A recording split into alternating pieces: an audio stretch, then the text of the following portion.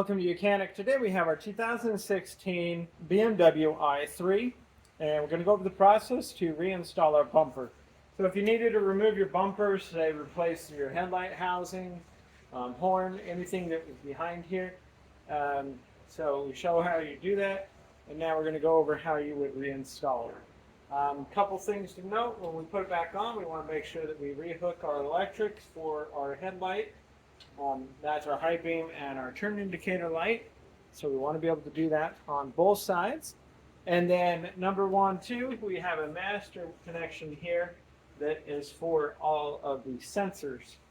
And that would be on your left-hand side of the vehicle.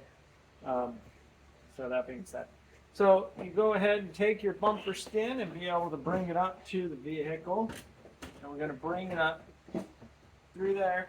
We have a little guide, basically a holding dowel right there. And now, being able to shift this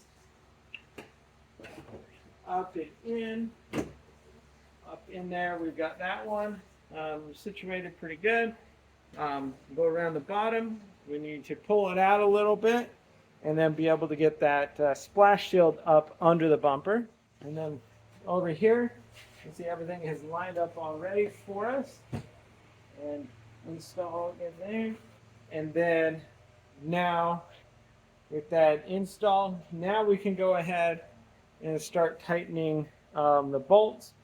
And so we have T30s right here.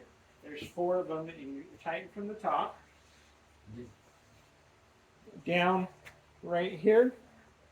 8mm that's going to go from the bottom up into the bumper here, or the fender, and then 2 8mm that go from the top, and that's on both sides. Then 3 8mm in the wheel well liner that you need to tighten in there, and then an assortment, I know 2, I think there's 4 in the bottom here, so basically 8 on the bottom, or 6 down here.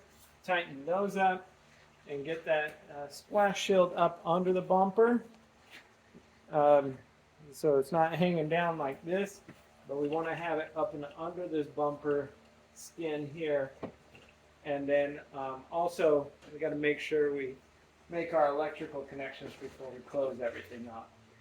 But that is how you install your front bumper on your 2016 BMW i3. And so install, put it back on, tighten everything up, make sure everything fits right, and you're good to go.